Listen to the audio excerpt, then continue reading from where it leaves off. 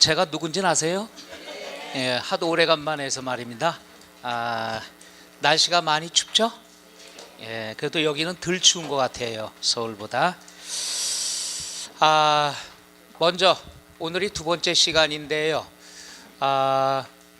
이번 입문 과정에서는 시간 수가 좀 많지 않죠. 세법이 3번 정도뿐이 안 됩니다. 그래서 맨 처음부터 끝까지 우리가 맛보기 하기에는 시간이 좀 뻑뻑합니다. 그렇다고 해서 그냥 나오자 막 나가면 공부가 아니니까 필요한 것들, 꼭 알아둬야 될 것들 포인트만 집중적으로 설명해 드릴게요. 그것만 잘 들으시면 돼요. 들으시기만 하세요. 2주 뒤에 보면 또 다 까먹었을 텐데. 그냥 내내 소리가 나오니까 진짜 그런가 봐요. 그죠? 그럼 먼저 저를 모르시는 분들이 있을까 봐. 우리가 배워야 되는 과목이 무슨 과목이죠? 중에서 부동산과 관련된 세법. 그러니까 세법을 다 배우게 되면은 공인회계사, 세무사 시험 보러 가는 거고, 그 중에서 공인중개사 업무와 관련된 부동산. 그러니까 부동산 관련 세법은 세법 중에서 조금이죠. 그러니까 부담이 적죠? 노, 굉장히 어렵습니다. 그런데 그 중에서 우리가 출제되는 경향을 알면은 또 세법 다 공부할 필요 없어요. 그러니까 세법 중에서도 부동산과 관련된 세법 줄어들고, 부동산과 관련된 세법 중에서는 이것까지 미리 다 하면 공부 안 하실까 봐 우리가 지난 시간에 잠깐 배웠습니다. 세금을 조세라고 얘기하죠. 기억나요? 안 같아. 자, 먼저 순서대로 한번 해볼까요? 우리가 부동산과 관련된 세법을 배우게 되는데, 우리가 이 부동산과 관련된 세법 중에서 징수, 걷는 걸 징수라고 그러죠. 그러면 징수하는 방법은 3가지를 배웠었는데 그냥 다 잊어먹으세요. 다시 배우니까. 대한민국의 세금이라고 하는 것은 조세라는 용어를 쓴다고 그랬죠. 그러면 세금을 대한민국이 걷는 방법, 중요한 게 뭐예요? 세금을 부과하는 것도 중요하지만 걷는 게 제일 중요하죠. 어떻게 악착같이 걷어야 되느냐, 여기에 대해서 3가지를 배웠습니다. 여러분한테 모든 걸 맡겨요. 그럼 여러분이 알아서 자진해서 신고하고 납부하는 세금이 있죠. 대표적인 게 부동산 사면 뭘 내야 되죠? 취득세는 고지서 날라오지 않아요. 여러분이 신고해야 되겠죠. 따라서 내가 어떤 물건을 언제 샀으니까 언제까지 내가 얼마의 세금을 낼게, 이게 자진신고 납부 세목이에요. 그 다음 제일 중요한 게 또 하나 있죠. 부동산을 팔았어요. 그럼 뭘 내야 되죠? 그렇죠. 양도소득세도 여러분이 신고해야 돼요. 그러니까 우리가 사는 것, 정부에서 알고 있느냐 모르느냐, 여기에 따라 걷는 방법이 다르거든요. 요 개념만 이해하면 앞으로 세법은 편합니다. 뭐냐 하면은 부동산을 샀습니다. 정부에서 여러분 개개인이 사는 거에 대해선 알 수가 있다 없다? 없어요. 그러니까 여러분이 자진해서 신고해야 되는 거죠. 그러니까 중요할 수밖에 없죠. 홍보를 많이 해야죠. 여러분 어떤 걸 사면 취득세라는 걸 내는데 언제까지 내야 되고요, 세율은 몇 % 내야 됩니다. 이걸 홍보를 많이 해야 되겠죠. 홍보를 많이 해야 되는 게 시험에 많이 나오는 거죠. 두 번째, 또 여러분이 집을 팔았어요. 땅을 팔았어요. 파는 걸 정부가 알아요 몰라요? 몰라요. 사고 파는 거 몰라요. 그러니까 여러분한테 자진해서 신고하라고 하는 거죠. 따라서 취득세와 양도소득세는 정부가 몰라요. 개개인의 사고 파는 거래는 모르잖아요. 그러니까 여러분한테 신고하라고 홍보를 해야 돼요. 그럼 홍보하려고 그러면은 광고비가 너무 많이 들어가죠. 그럴 때 가장 좋은 방법이 뭐죠? 시험에 많이 출제하는 거예요. 시험에 많이 출제하면 각 학원마다 또는 고시학원마다 강의를 많이 안 할 수가 없죠. 강의를 많이 한다는 건 공짜로 광고 효과가 많다는 얘기죠. 이 공인중개사 부동산세법도 바로 그겁니다. 그래서 사고 파는 것들은 정부가 모르니까 여러분이 많이 해야 된다. 그러기 위해서는 홍보를 많이 해야 된다. 홍보를 많이 하기 위해선 시험에 많이 낼 수밖에 없다는 얘기죠. 그래서 취득세가 3문제, 양도소득세가 6문제, 16개 중에서 9개가 거기서 나오는 이유죠. 그럼 뭐냐? 내가 재산을 갖고 있어요. 때 되면 세금 내세요. 여러분 가만히 돈만 내세요 하고 세금까지 계산해서 고지서 보내죠. 이런 걸 우리가 보통 징수라는 얘기를 쓰는데, 고지서 날라오는 것은 정부에서 홍보할 필요 있어요, 없어요? 때 되면 그냥 고지서만 보내면 네 하고 해주면 돼요.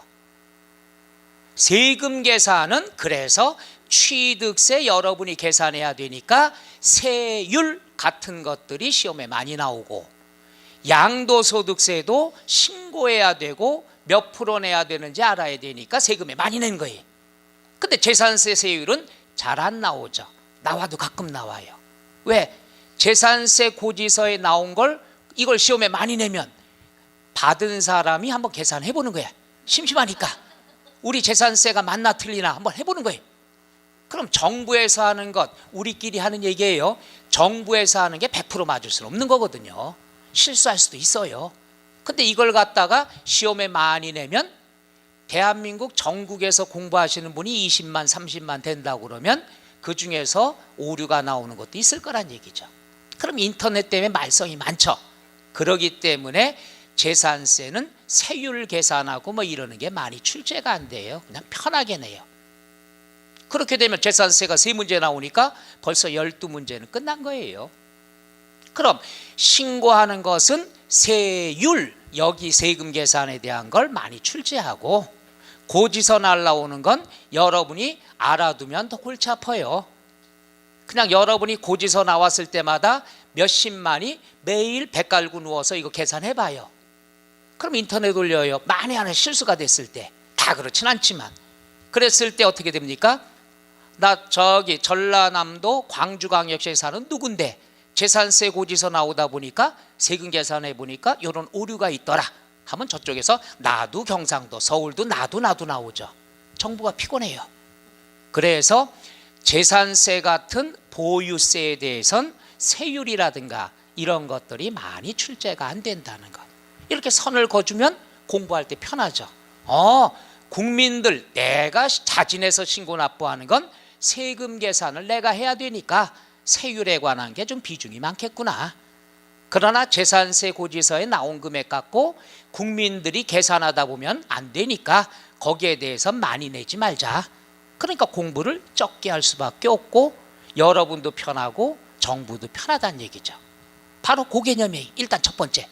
내가 자진 신고하는 것은 비중이 크고 세세 콜콜하게 나와야 되지만 재산세와 종부세처럼 때 되면 고지서 나오는 건 국민들이 많이 알면 피곤하다는 얘기죠. 그러니까 쉽게끔 이론 위주로 나온다는 것. 이렇게 선을 그어놓으면 우리가 공부할 게 정해져 있죠. 편한 거예요.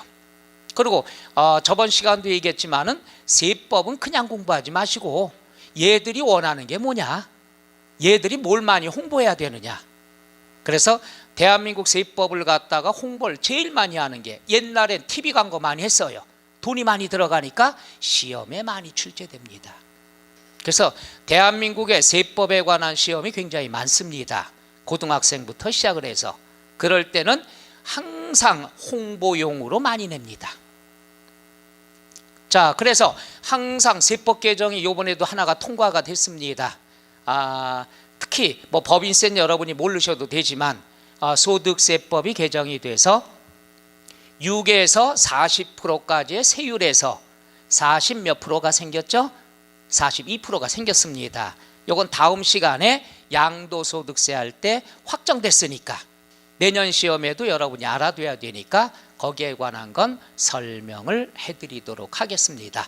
오늘 알아두실 건 6에서 40% 세율이 6에서 몇 프로 바뀌었다? 42%. 최고 세율이 42%가 됐다. 이건 오늘 알고 가시면 됩니다. 따끈따끈하게 엊그저께 개정이 된 거니까, 통과가 된 거니까 알아두셔도 되겠죠. 자, 그래서 우리가 세법을 공부하기 위해서는 정부에서 요구하는 게 뭐냐? 그러니까 세법이 개정되면 그 다음번 시험에 꼭 나옵니다. 그래서 개정된 걸 먼저 알아두면은 거기서 세법 개정된 것 중에 한두 개가 꼭 나오니까 여러분한테 개정된 건 따로 정리를 해드릴 거예요. 그것만 공부해도 한두 개 맞죠. 자, 그래서 그런 취지로 앞으로 공부하시면 된다. 이렇게 알고 넘어가시면 돼요. 뭐 다 외워야 된다. 큰일 납니다. 어떤 분은 그래요. 세법은 다 외워야 되는데 외우면 절대 큰일 나요. 세법 정도를 외울 정도면은 조금 더 공부해서 세무사 시험 보죠. 그렇죠? 이 표정은 또 왜 이래요? 그래서 편하게 하시되 말씀드린 대로 편하게 하시고 시수가 좀 모질라기 때문에 입문 과정에서는 용어 자체만 옷에 적시면 됩니다. 잊어먹어도 관계없고 또 해야 되니까. 자, 해서 우리가 이제 출발합니다. 부동산 세법을 배웠는데 앞으로 배우게 되는데 범위가 적다는 얘기죠. 그럼 부동산 세법에서는 딱 3개만 먼저 알면 끝납니다.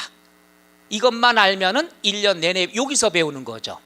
단계가 3단계가 있다고 그랬죠. 3단계만 알면 부동산 세법은 끝이죠. 사오는 단계를 무슨 단계라고 그러죠? 취득 단계. 취득 단계. 여기에서 발생하는 세금이 취득세가 있고 등록면허세가 있더라. 이 중에서 우리는 뭐에 대해서 집중적으로 공부하죠? 취득세에 대해서. 그 다음 내가 가지고 있으면 무슨 단계가 되는 거죠? 보유 단계. 그럼 가지고 있으면 정부에서 알아요? 몰라요? 몰라요? 다시 한번 출발합시다. 여태나 뭐 강의했는지 모르겠어요. 여러분이 부동산을 샀어요. 여기 사장님이 있다 가다가 아파트 10억짜리를 샀어요. 축하드려요. 내 거 아니네. 팍팍 쓰는 거예요. 10억을 산 걸 정부는 몰라요. 그러니까 내가 신고해야 되죠. 그러니까 이게 시험의 비중이 크다는 얘기죠. 그런데 취득세를 내고 등기까지 했어요. 그럼 여기 사장님 명의로 이미 올라가 있어요. 건물대장에 올라가 있고 정부에서 알아요? 몰라요? 알아요. 아니까는 때 되면 항상 알아서 고지서 보내죠. 이럴 때 보유하는 세금 중에서 뭐가 있죠? 재산세가 있겠죠. 또 이분이 10억짜리 아파트를 갖고 계셔요. 고가의 부동산을 갖고 있으면 또 뭘 내야 되죠? 종합부동산세. 요거는 뭐예요? 몇 프로 세금 내느냐만 간단히 알면 되고 많이 안 나오죠. 알아봐야 정부가 불편해요. 혹시나 담당 직원이 졸다가 이거 타이핑 잘못해가지고 계산이 잘못 나올 수 있으니까. 그래서 요거는 크게 비중이 없습니다. 그 다음 갖고 있다가 이걸 팔겠죠. 파는 단계를 무슨 단계라고 그러죠? 양도 단계. 양도 단계에서는 언제 국민이 팔았나 개인이 팔았나 정부가 모르죠. 그러니까 언제 팔질 모르기 때문에 수시로 홍보를 해줘야 되죠. 언제까지 파세요? 그러면 세금 덜 내요? 언제까지 갖고 있어요? 이런 것들. 그럼 양도하면 우리가 뭘 배우겠죠? 양도소득세라는 걸 배우겠죠. 따라서 사고 파는 것은 정부에서 몰라요. 그러니까 여러분이 앞으로 공부는 여기에 초점을 맞추면 되고 내가 신고하고 내가 납부해야 되니까. 그리고 재산세는 때 되면 고지서 우리가 어떻게 되죠? 나오죠.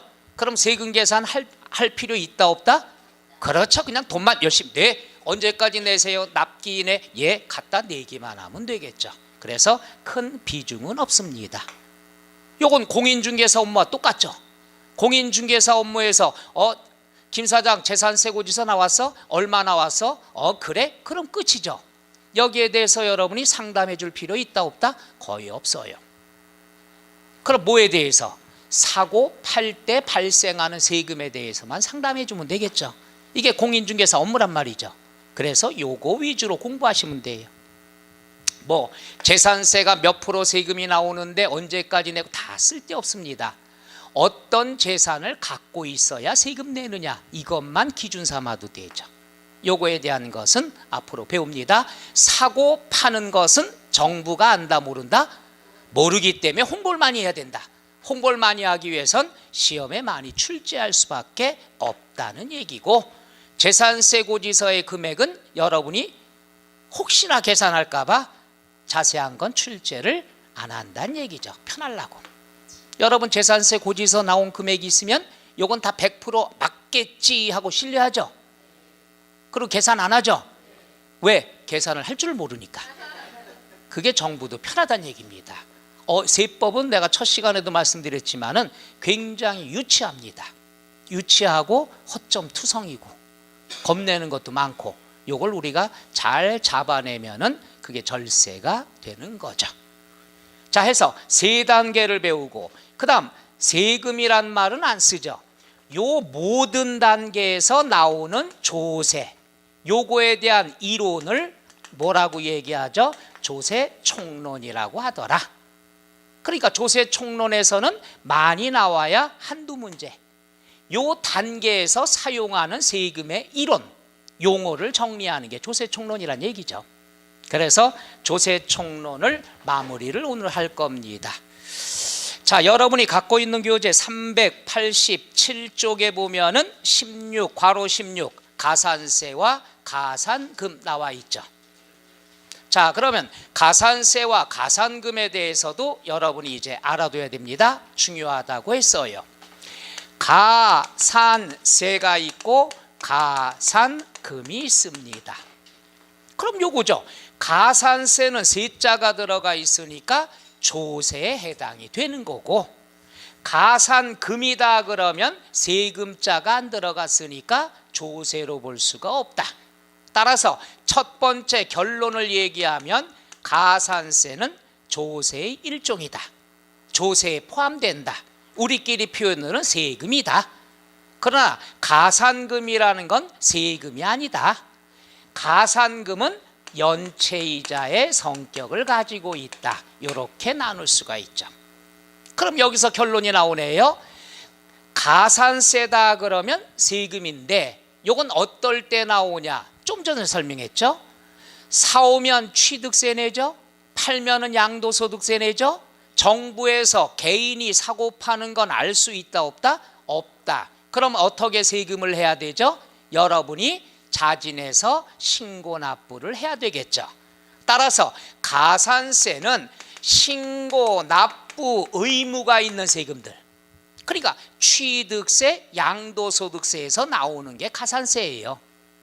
자, 취득을 했다. 그러면 미리 공부합니다. 이따 배울 건데 취득하면 취득세 내죠. 그럼 취득세는 법으로 정해져 있어요. 언제까지 세금을 내야 되느냐? 내가 아파트를 하나 샀다. 작년에 샀어요. 에이, 돈 없어. 내년에 취득세 내지. 돼요, 안 돼요? 노노, 돼요. 대신에 가산세가 많이 붙는다는 얘기죠. 1년 뒤에 내도 돼요. 2년 뒤에 내도 돼요. 대신에 가산세가 많이 붙는다는 얘기죠. 따라서 너 가산세를 내지 않으려면 법으로 정해놨어요. 요건 미리 알아둬야 됩니다. 요건 취득세는 언제까지 신고 납부를 해야 되느냐? 취득일로부터 60일 이내에 신고 납부합니다. 60이라는 숫자는 알고 계셔야 되겠죠. 시험에 중요합니다. 해서 상식적으로도 그렇고 우리가 취득세는 취득일로부터 며칠 이내에 신고 납부해라? 그렇죠. 그때까지 신고 납부할 의무가 있는 거예요. 그런데 이 의무를 이행하지 않았을 때 붙는 벌칙, 이걸 우리가 가산세라고 얘기하죠. 예를 들어서 3월 1일 날 이분 산대로 한번 해보죠. 축하드려요. 아파트 또 샀어요. 요번엔 조그만 거 살까요? 얼마짜리? 에이, 사장님답지 않게 100억. 이 정도는 내 아파트죠, 그죠? 야, 100억. 얼마짜리 사셨어요? 어휴, 대단하셔요. 100억짜리 사셨대요. 언제? 3월 1일 날. 그럼 3월 1일 날 100억짜리 아파트 사셨으면 취득세 내야 되겠죠. 그럼 언제까지 내야 될까요? 자, 3월 30, 그 다음에 4월 달 하니까 4월 언제까지? 29일 정도가 되겠죠. 그렇죠? 됐어요. 우리끼리니까 편하게 합시다. 그냥 3월 1일 날 샀어요. 기분 나빠. 4월 1일 날 사죠. 계산하기 편해. 4월 1일 날이다 그러면 4월 달 30일까지 있으니까 5월 30일까지 신고 납부하면 되죠. 딱 60일이 되니까. 괜히 어렵게 우리 살 필요 없어요. 그냥 60일 이내 4월 1일 날 취득을 했으면은 5월 30일까지 취득세를 신고 납부해야 돼요. 그렇게 내면 의무를 이행했으니까 가산세라는 벌칙이 없어요. 그런데 일하다 보니까 바빠가지고 요건 핑계고 돈이 없어서 그래서 돈을 못 냈어요. 그때 못 냈어요. 그랬을 경우에는 그 원 취득세에다가 가산세가 부과가 된다는 것. 그러니까 여러분이 알아두실 때 미리 취득세는 취득일로부터 며칠 이내 신고 납부한다? 60일. 그때까지 내면 가산세 있다 없다? 없다. 그 날짜가 경과가 되면 뭐가 붙는다? 가산세가 붙는다. 이렇게 알아두면 되죠. 그럼 가산세는 일단 두 가지를 알아두시면 거기까지만, 뭐 숫자는 모르셔도 되고, 신고를 안 했다, 60일 이내 신고 안 했다 그러면 신고 불성실 가산세라는 게 붙습니다. 친해져야 됩니다. 가산세 내고 싶어서 막 하는 분들이 많아요. 자, 신고를 제때 안 했다, 며칠 이내 안 했다, 60일 이내 안 했다, 그럼 신고 불성실 가산세. 그럼 당연하죠. 사장님이 신고를 60일 이내 안 했다는 것은 돈도 안 냈다는 얘기죠. 그래서 신고와 납부는 같이 들어간다는 얘기죠. 신고를 안 했으면 당연히 납부도 안 했겠죠. 그래서 신고 안 했을 때는 신고불성실 가산세도 붙고, 또 납부도 안 했으니까 납부불성실 가산세도 붙더라. 끝. 여기까지만 아시면 돼요. 이름만 알아두시면 됩니다. 그러니까 이런 벌칙을 받지 않으려고 그러면 제때 내라, 제때 신고해라 이거죠. 그게 며칠이 되는 거죠? 60일. 그건 미리 알아두면 중요한 겁니다. 실무에서도 그렇고 60일.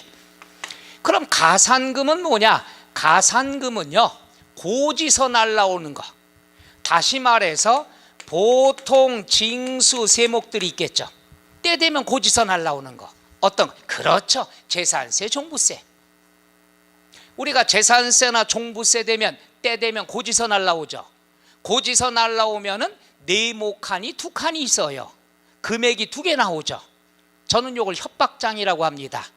납기 내, 납기 후. 그러니까 너 요때까지 내면 요거야. 요거 지나면 이만큼 내야 돼. 비교하면 사람들이 어떻게 돼요? 아까워서 제때 냅니다. 그 효과가 있어요. 유치하죠? 너무 유치해요. 그래서 우리가 재산세 고지서 나왔다, 종부세 고지서 나왔다, 종부세 언제까지 내라고 납기 내가 나와 있죠.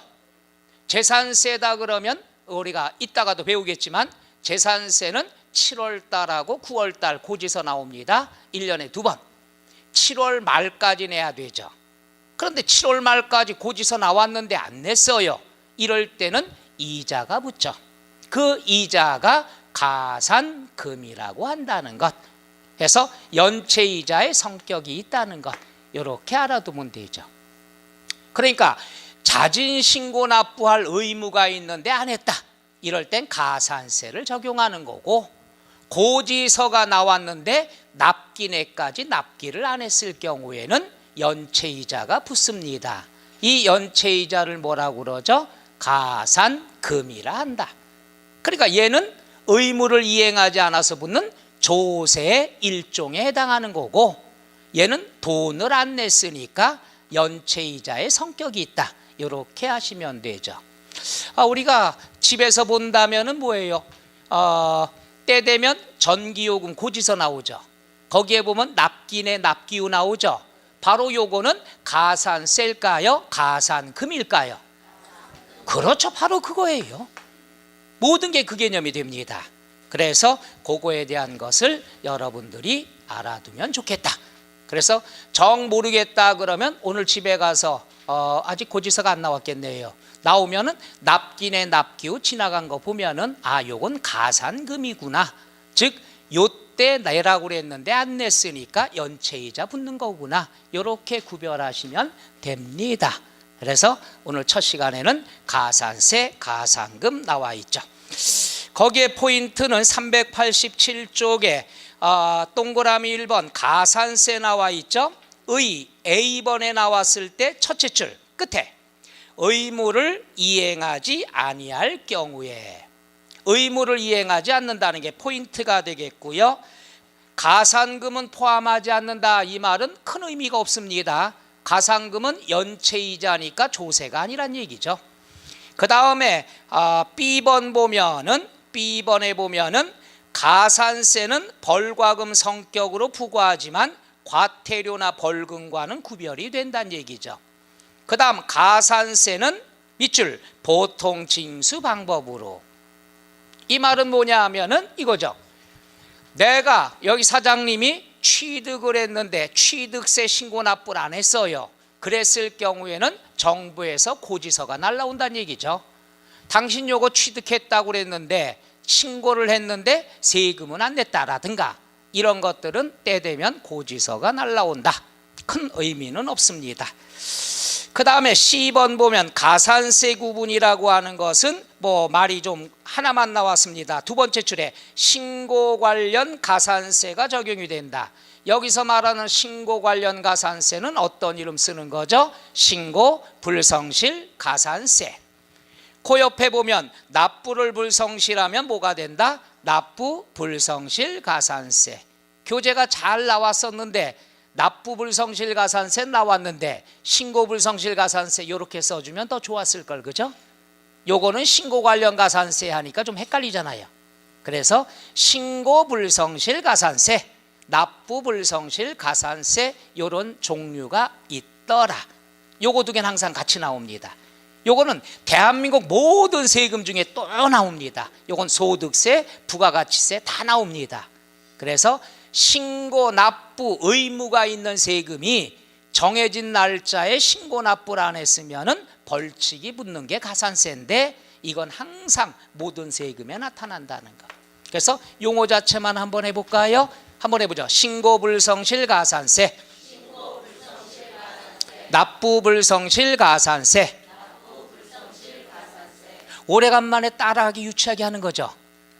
괜찮아요? 예? 다른 시간도 따라하세요. 아이고 그래요? 저만 하는 적 그래서 죄송해갖고 그래 유치하게 하면 기억이 오래갑니다. 영어처럼 자꾸 말을 해봐야 되니까. 자, 그 다음에 이제 나머지 건 뭐 쳐다보실 필요 없고요. 388쪽에 보면은 중가산금이라고 나와 있는데 가산금에는요 우리가 두 가지 해볼까요? 말 나온 김에 일반 가산금이 있고요. 중가산금이 있어요. 일반 가산금은 바로 앞쪽에 나왔습니다. 우리가 100분의 3. 요거 숫자까지 알면 힘드니까. 그래도 해요? 처음부터 하면 안 돼. 하지 말아요. 해서 요건 뭐냐? 납기내 납기후 나오죠? 거기에 보면은 처음에는 돈을 안 내면은 우리가 일반 가산금이 붙어요. 요거는 3% 붙습니다. 100분의 3. 몰라도 돼요? 100분의 3. 1월 달에 다 해드릴 테니까 100분의 3이 붙고 첫 달만 3% 붙는 거예요. 그럼 첫 달 안에 냈으면 우리가 3%만 붙으면 되는 거죠. 예를 들어서 고지서가 날라왔는데 납기내 요금이 얼마냐 그러면 납기내가 예를 들어서 100만 원이다. 너무 적은가요? 내 돈도 아니니까 1000만 원이다.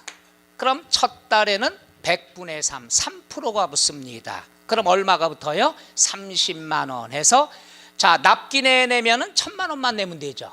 그런데 한 달 이내 냈다 그러면 얼마죠? 1030만 원 내겠죠. 근데 한 달 동안 있어도 안 낸다. 그랬을 때는 중가산금이 붙어요.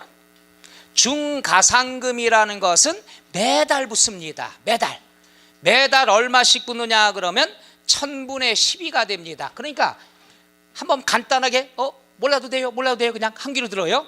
자 예를 들어서 고지서가 7월 말에 나왔어요. 7월 말까지 내래요. 요때 내면 얼마 내면 되죠? 1000만 원 내면 돼요. 그런데 8월 말에 냈어요. 그럼 얼마 붙으면 돼요? 30만 원이 초과되면 되죠. 요때 또 안 냈어요. 또 안 냈으면은 1000분의 12가 붙어요. 매달 1000분의 12가 붙습니다. 그래서 매달 1000분의 12가 붙어요. 근데 우리가 이럴 때 있죠. 이럴 때 안 내려고 작정을 하면은 뭐예요? 안 내는 거죠. 1년 넘어가면 거의 못 받는다고 봐야 되겠죠. 뭔가 사연이 있으니까 못 내는 거 아니에요. 그것도 모르고 담당 공무원이 문제가 있어요.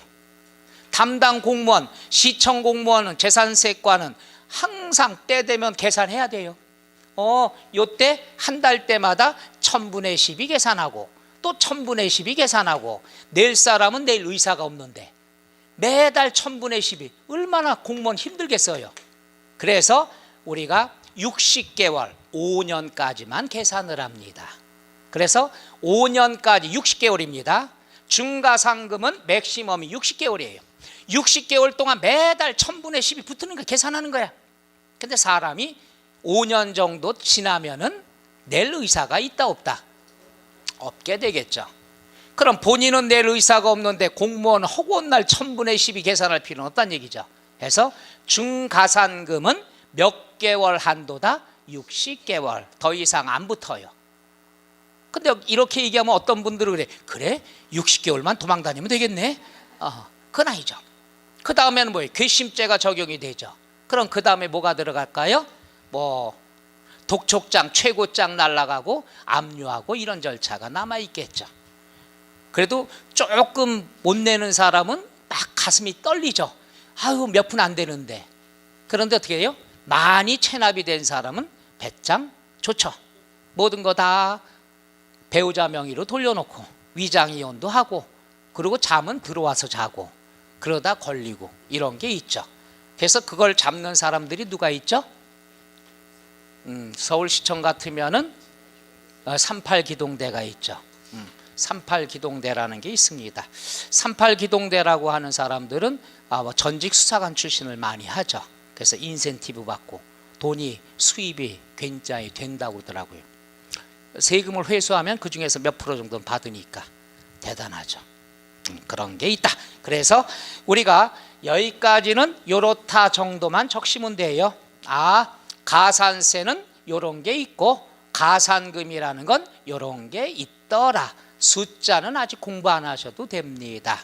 이렇게 정리하시고 388쪽의 19번 체납 처분비 밑줄, 요 용어는 알고 계셔야 되겠죠. 체납 처분비라고 하는 것은 뭐예요? 좀 전에 얘기했죠.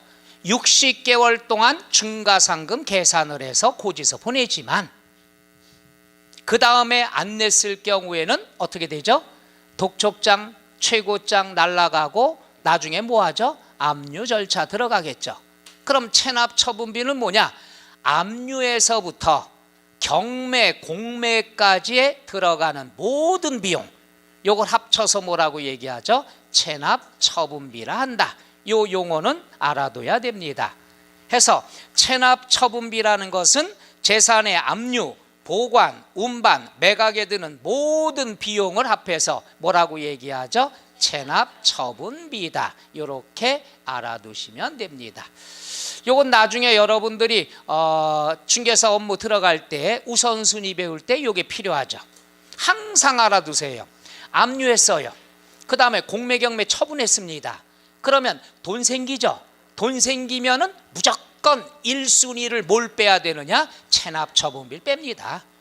무조건 체납 처분비는 1순위로 해서 정부가 가져가고, 나머지 돈을 가지고 채권자라든가 그 다음 임차 보증금, 임대 보증금, 이거에 대한 또는 소액 임금, 요걸 우선순위를 정한다는 얘기죠. 나중에 또 설명 들어가겠습니다. 그때 대비해서 항상 공매, 경매 처분을 해서 대금이 들어왔을 때 우선순위로 공제하는 게 뭐다? 체납 처분비. 너 때문에 들어갔으니까, 이걸 내가 대납했으니까 무조건 이걸 내가 받겠다, 손해 안 보겠다는 뜻이죠.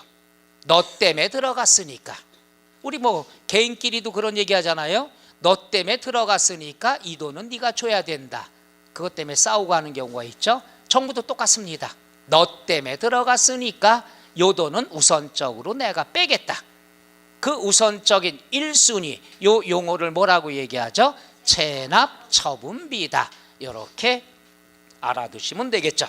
나머지 말들이라는 것은 뭐 쓸데없습니다. 나중에 시간 날 때 안 할 수가 있습니다. 안 해도 돼요.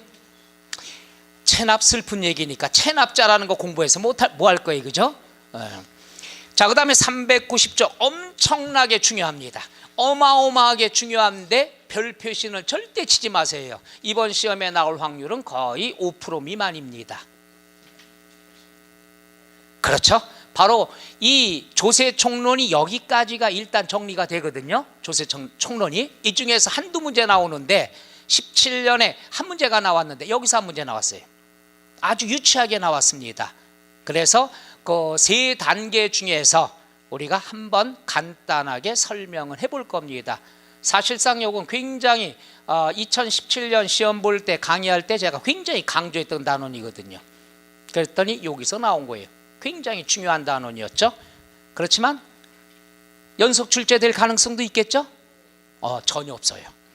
전혀. 세법은 16개니까 연속 출제되는 게 절대. 납세 의무에 소멸이 나왔다. 이번에 나왔습니다. 나왔으면 다음에 또 소멸 나올 수가 없습니다. 다른 게 기다리고 있으니까.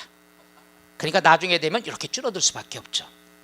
노. 열심히 출석을 잘한 분들만 줄여드릴 거예요. 그래서 이렇게 해나가면 되겠죠. 한번 할게요.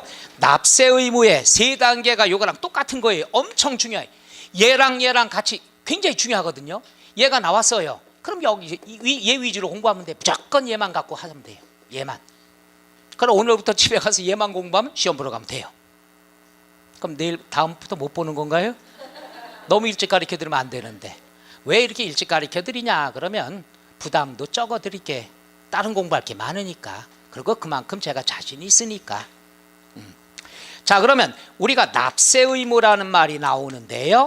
납세 의무는 세금을 납부할 의무를 얘기하죠. 요것도 세 단계예요.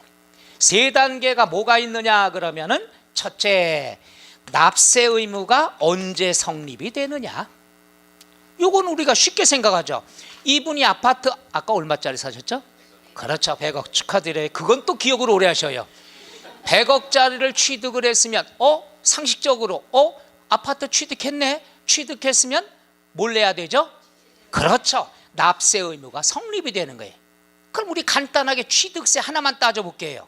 취득세는 언제 의무가 성립하느냐? 부동산을 취득할 때 성립이 되는 거죠. 외우지 말고 이해하면 딱 해요. 의무의 성립이 뭐냐? 부동산 취득하면 언제예요? 취득할 때 취득세 내야 되겠다. 마음이 들면, 생각이 나면 그게 성립이에요. 아파트 샀네, 세금 내야지. 그게 성립이에요. 아파트는 사지도 않고 나 10년 뒤에 아파트 살 거야. 의무 성립될 수 있다 없다? 없어요. 샀을 때 의무가 성립이 되는 거죠. 취득세 하나. 그 다음에 그럼 확정이라는 것은 금액을 결정하는 걸 얘기해요. 그럼 우리가 부동산 취득하면 취득세 낸다고 그랬죠. 정부에서 여러분이 취득한 거, 개개인이 취득한 거 알아요, 몰라요? 모르면 여러분이 자진 신고 납부해야 되겠죠. 언제까지 계산을 해서 신고해야 된다고 그랬죠? 그게 바로 확정이에요. 확정은 언제가 되냐? 취득할 날로부터, 취득일로부터 60일이 되는 날, 그때까지 신고해야 되니까. 신고하려고 그러면 내가 금액 계산해야 될 거 아니에요. 그러니까 금액이 결정되죠. 이때까지 결정되죠. 이게 확정이에요. 그 다음에 세 번째, 소멸, 없어진다는 얘기죠. 그럼 내가 아파트를 취득하면 의무가 성립이 되고 60일이 되는 날까지 계산해서 금액을 결정해야 되니까 확정이 이때 되는 거고, 60일이 되는 날 신고하고 납부를 했어요. 납부를 하면은 의무는 어떻게 되죠? 소멸이 되는 거죠. 이거예요. 그러니까 어떠한 행위가 이루어지면은 의무가 성립이 되고, 신고를 하면은 확정, 금액이 결정되고, 신고 끝나면은 납부가 끝났으니까 의무는 또 다시 어떻게 된다? 소멸. 이게 순환이 되죠. 그래서 세 단계가 중요할 수밖에 없는데 외울 필요 없이 이해하면 편하죠. 취득세는 언제 성립하냐? 취득할 때. 언제 금액이 결정되느냐? 취득일로부터 60일이 되는 날. 그 다음 납부를 하면 그 의무는 어떻게 된다? 소멸이 된다는 얘기죠. 바로 이거죠. 바로 이거. 그 다음에 우리가 뭐 보유하고 있을 때 재산세가 나옵니다. 재산세가 나오면 한 가지 상식 한번 해보죠. 재산세는요, 고지서 날라오죠.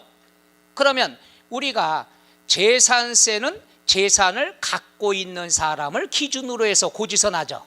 그럼 재산을 어떤 사람은 1월 달에 팔 수도 있고 7월에 살 수도 있고 개개인이 다 다르잖아요. 그럼 그때 맞출 수가 없다는 얘기죠. 그래서 1년 중에서 하루를 기준날을 선포합니다.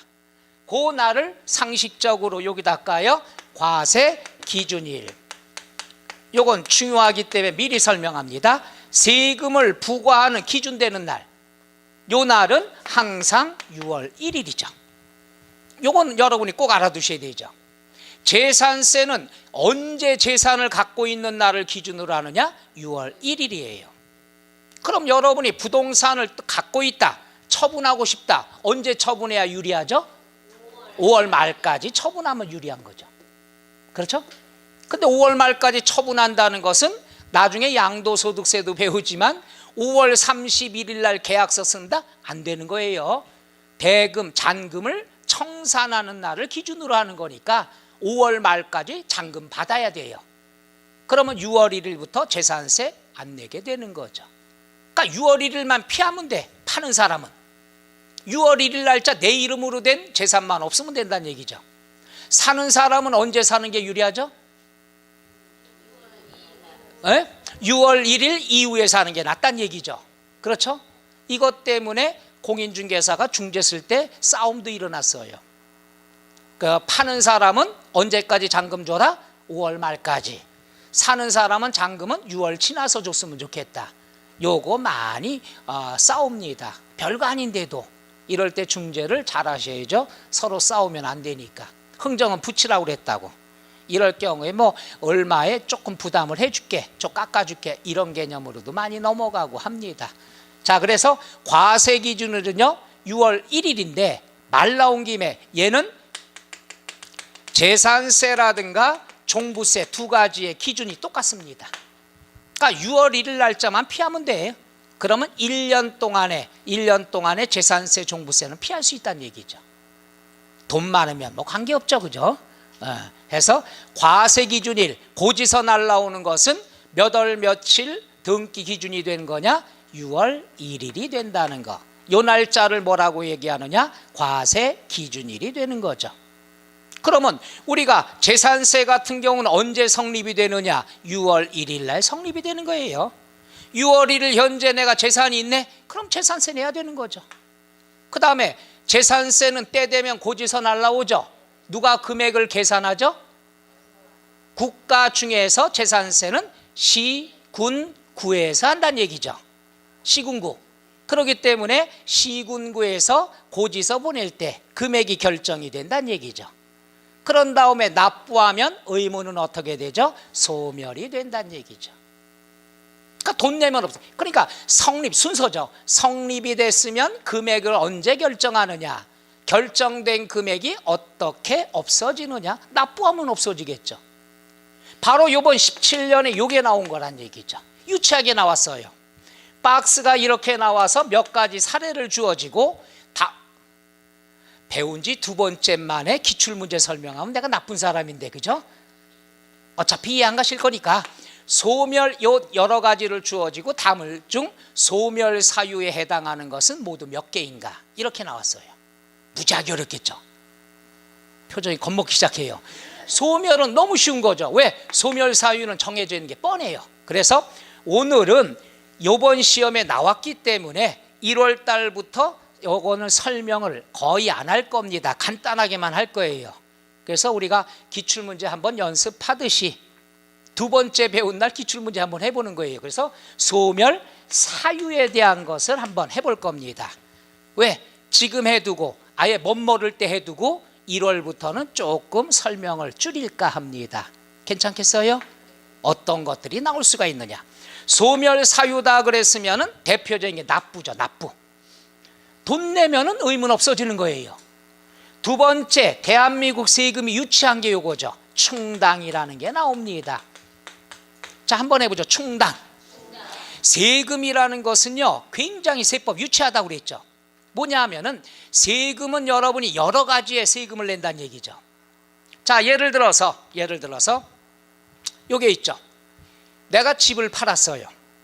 양도소득세를 갖다가 냈어요. 냈는데 어떻게 냈느냐? 과오납. 잘못해서 더 많이 냈어요. 더 많이 내면 어떻게 해야 되죠? 돌려받아요? 노. 이제 세련된 말 써야 되니까 환급을 받아야죠. 자, 한번 해볼게요. 여기다 써볼게요. 자, 양도소득세가 100억인데 내 돈 아닌데요, 그죠? 놀래지도 않아요? 세금이 100억인데 100억짜리 판 것도 아니고 100억인데 120억을 납부를 했습니다. 그럼 20억만큼 돌려받아야죠? 정부가 알아서 돌려주겠죠? 노. 여러분 너무 착해서 탈이에요. 세금은요 무조건 내면 끝입니다. 이걸 내가 냈는데 잘못 냈어. 과오납이라고 그러죠. 잘못 냈으니까 나 이거 돌려줘 라고 청구를 해야 됩니다. 청구를 안 하면 절대로 자진해서 안 줍니다. 요즘 들어와서 많은 게 좋아져 가지고 보험금 환급금 못 찾아간 사람 돌려줍니다. 통신요금 나오죠. 세금은 그 말이 없잖아요. 누가 얼마 냈는지 정부에서 관리 안 한다는 얘기죠. 덜 낸 것만 찾아내요. 더 낸 거는 조마조마하고 가만히 눈치 봅니다. 연락 올 때까지. 이게 세금이 유치한 겁니다. 절대로 자진해서 돌려주지 않아요. 이럴 경우에 이제 좀 달라지겠죠. 이제 전산작업 들어가고 많이 하니까 120억 납부했으면은 20억만큼 어떻게 되나 환급을 받아다 청구를 해줘야 된다는 얘기죠. 이걸 우리가 경정 청구라는 표현을 씁니다만은 내가 청구해야 돼. 환급. 20억 더 내서 돌려줘. 그러면 어떡하느냐? 아이고 찾았어. 아이고 미안해. 금방 돌려줄게. 조금만 기다려. 절대 아닙니다. 20억 환급 더 냈으니까 돌려줘. 그래 잠깐만 기다려 하고 컴퓨터를 킵니다. 세무서 공무원들이. 그런 다음에 켜져 있겠지만 재미상 전화 받으면 컴퓨터 켜요. 그리고 그 사람의 주민번호 입력합니다. 그러면은 그 사람에 대한 체납세액이 다 뜹니다. 그러면은 먼저 조사를 해요. 환급을 청구를 받았을 경우에는 그 사람의 다른 체납세액이 있나 조사합니다. 다른 때 보니까 이 사람이 식당을 했어요. 식당 너무 유치하잖아요. 난 먹는 것뿐이 예를 못 들어서 갈비집을 크게 했는데 부가가치세를 장사가 안 돼가지고 15억을 갖다가 체납을 했어요. 그러면은 너 딱 걸렸어. 20억 돌려줄게. 단 다른 세금 체납한 게 15억이 있으니까 15억을 퉁치고 나머지 얼마만? 5억만 돌려주겠다. 그러면 이렇게 퉁치는 걸 뭐라고 그러죠? 충당이라고 하는 거죠. 그러면 퉁 쳤으면은 부가가치세 납세 의무는 어떻게 된다? 소멸이 된다는 얘기죠. 이게 정부예요. 그러니까 항상 세법에 대해서 공부를 하셔야 잘못 냈으면 내가 청구해야 되지 기다리면 절대로 안 됩니다. 청구를 하면은 그때 세무공무원이 뭘 킨다고 그랬죠? 컴퓨터를 켜고 주민번호 입력합니다. 그래서 다른 체납된 세금이 있을 경우에는 뺀 나머지만 환급을 해줍니다. 그럼 뺀 나머지는 더 이상 납부할 의무가 있다 없다? 없다. 그래서 소멸 사유에 들어간다는 얘기죠. 그러니까 부가가치세 체납된 걸 충당을 했었으니까 충당은 메꾼다는 뜻이거든요. 메꿨으니까 부가가치세는 또 낼 필요 있다 없다? 없다. 그러니까 소멸이 되는 거란 얘기죠.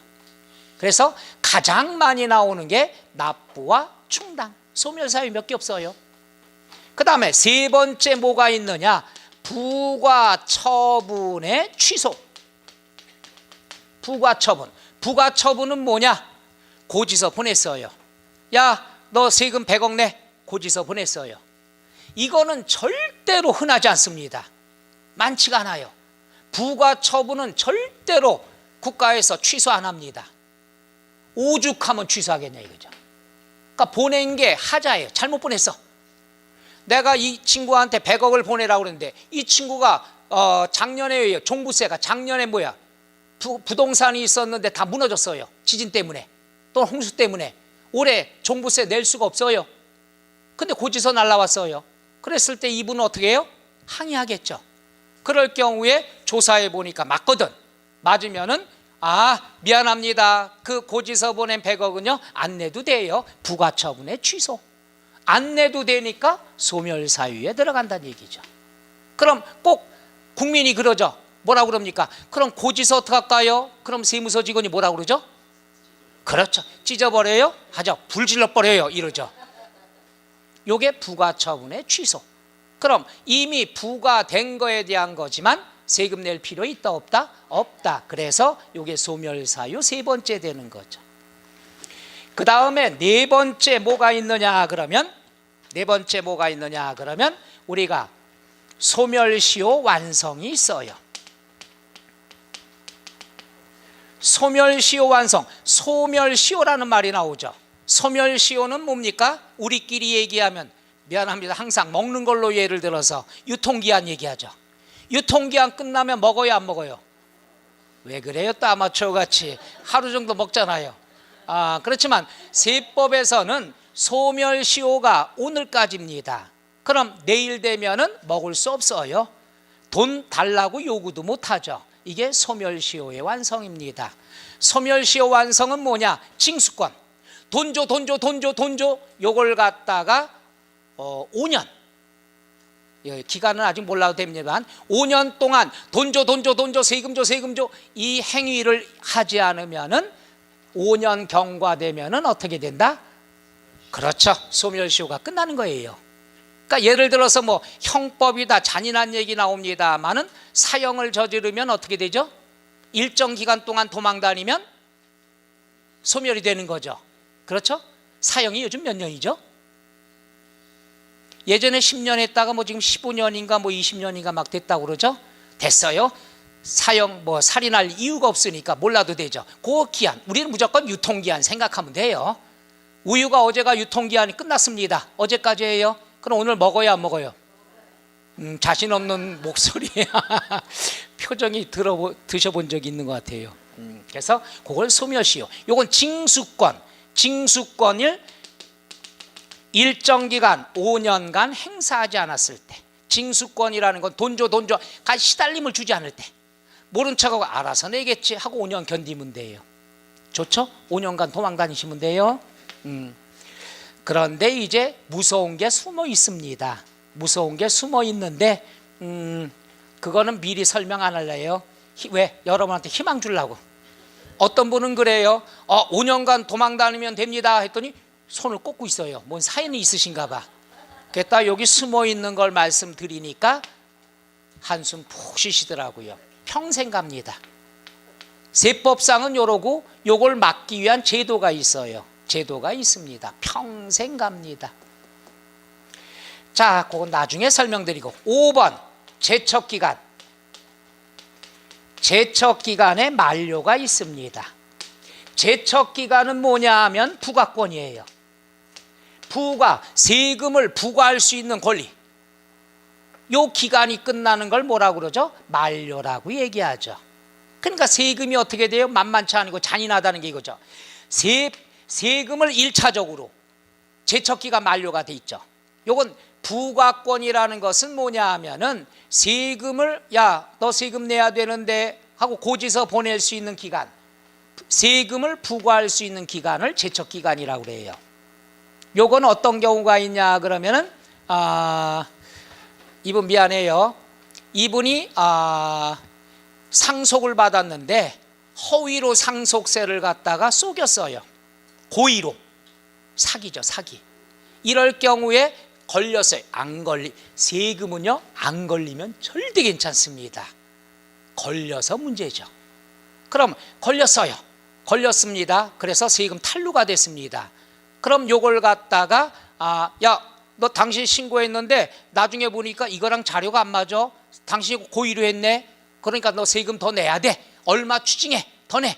요게 부가권이에요. 요게 만료가 되면은 우리가 이분이 고의로 상속세를 포탈해도 세금을 부과할 수 없습니다. 근데 요 기간이 사기면 10년이에요. 근데 지방세가 10년이지 국세는 15년이에요. 15년 안에 언제든지 걸리면 세금 부과하겠다 이거예요. 그러니까 여러분이 예를 들어서 취득세를 신고했어요. 뭐 취득세는 액수가 적으니까 취득세를 신고를 갖다 허위로 했습니다. 그럼 몇 년 동안만 안 걸리면 돼요? 지방세 10년이에요. 10년 동안 사기다 그러면 무조건 10년간만 눈치 보고 가만히 있으면 돼요. 그런데 그게 쉽지가 않거든요. 모 대기업 얘기를 하기 전에 일단 제척기간이라는 것은 우리가 요 5가지가 제일 많이 나오는 거거든요. 이게 소멸사유예요. 소멸사유는 의무가 없어지는 건데 한번 해보자. 납부, 충당, 부가처분의 취소, 소멸시효 완성, 제척기간 만료. 말이 어렵죠? 그래서 요건 어차피 10분간 쉬면 다 잊어먹을 테니까 요건 지우지 마시고요. 10분 뒤에 잠깐 요 뒤에 거 마무리하고 다음 진도 나가도록 하겠습니다. 10분간 쉬시죠.